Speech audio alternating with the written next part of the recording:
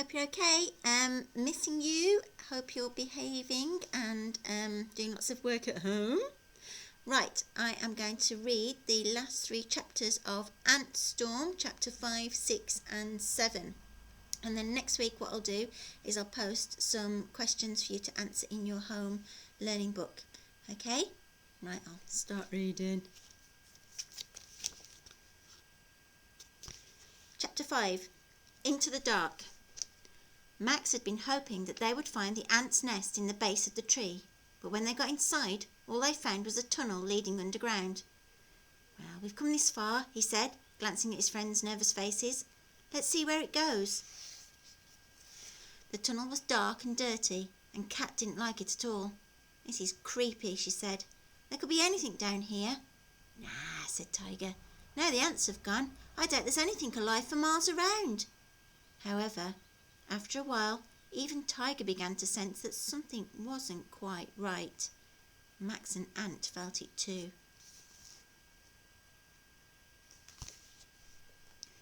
"Maybe we should go back," Ant said. "We don't know what we're going to find at the end of this tunnel." "There's no way I'm giving up my fort for a bunch of ants," said Tiger, sticking out his jaw. Max thought hard, weighing up the options. "Let's give it another 5 minutes. If we don't find the nest by then, we'll go back." "Okay," said Kat, "just 5 minutes, but then we get out of this horrible hole." The air in the tunnel was hot and stuffy, and the walls seemed to close in around them. Kat tried to keep herself calm by whistling. The noise echoed off the tunnel walls. After 5 minutes had almost passed, Max thought he heard something. He raised his hand and the others stopped. "Shh, Kat," he said. Kat stopped whistling and, as the echo died away, it was replaced with a soft, scraping noise. "What's that?" Tiger whispered. "I'm not sure," said Ant quietly. But before Ant could finish, a worm wriggled down from the roof of the tunnel behind them. A second later, a huge head burst through the roof after it, showering soil all over the children. The head had black fur, tiny eyes, and a pink nose, and sharp, gnashing teeth. It was a mole, and it was on the hunt. It snapped up the worm, chewed it, and swallowed. Then it sniffed the air hungrily. "It takes more than a worm to fill up a mole," said Ant shakily. "Run!" yelled Max. They had no choice but to sprint forward along the tunnel. "Is it chasing us?" Ant cried. "I'm not waiting to find out," said Tiger, zooming past him. Chapter 6, A Worrying Discovery. Eventually, the children stopped running. There was no sign of the mole. They stood, gasping for breath. "Now what do we do?" Kat panted. "I'm not going back," said Tiger. "Getting eaten by a mole is not my idea of a happy ending."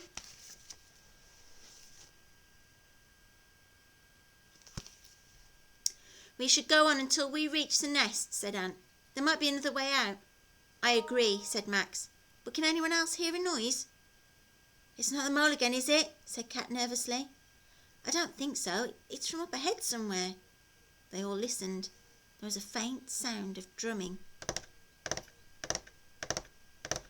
"Sounds like 1,000 feet marching," said Max. "Maybe not all the ants left the nest." The children carried on warily. There was an eerie light coming from the tunnel up ahead. As the children walked, the noise became steadily louder. "Sounds more like baby elephants than ants," said Kat. Finally, the tunnel came to an end. Tiger looked down and saw the red X-bot alert was flashing on the screen of his watch. Max saw it too. He put his finger to his lips and switched off his torch. The children crept forwards out of the tunnel and onto a ledge. They looked out over a vast underground chamber.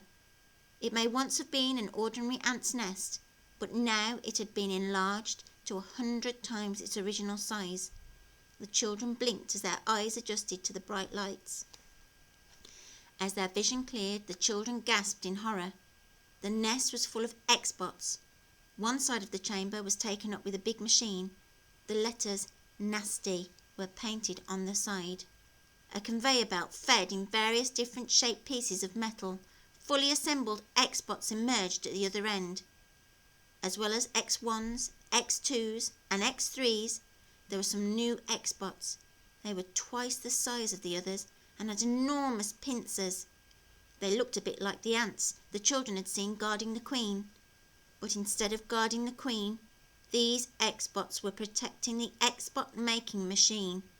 They also seemed to be in charge of training the new X-bots, which were marching up and down like soldiers on parade. There were hundreds of them.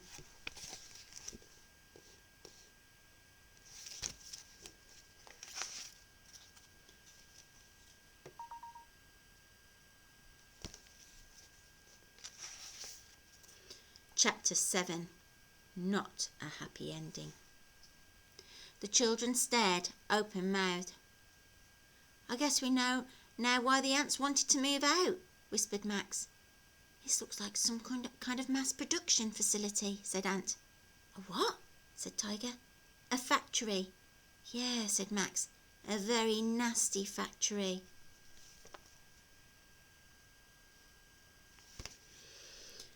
"I don't like the look of those giant ant bots," said Cat. "Those jaws look like they could chop you in two." "You're right," said Max. "We should get out of here, then we can figure out what to do." Max looked desperately around.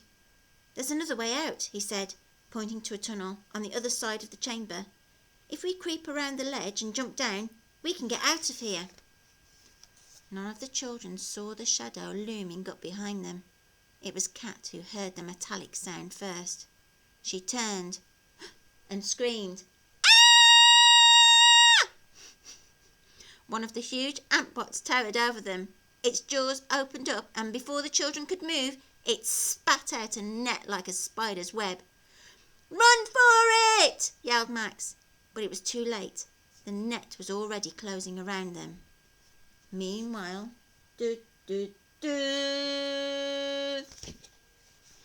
Meanwhile, in the Nasty Hideout, Dr. X was sulking. It's my birthday and no one's remembered. Typical.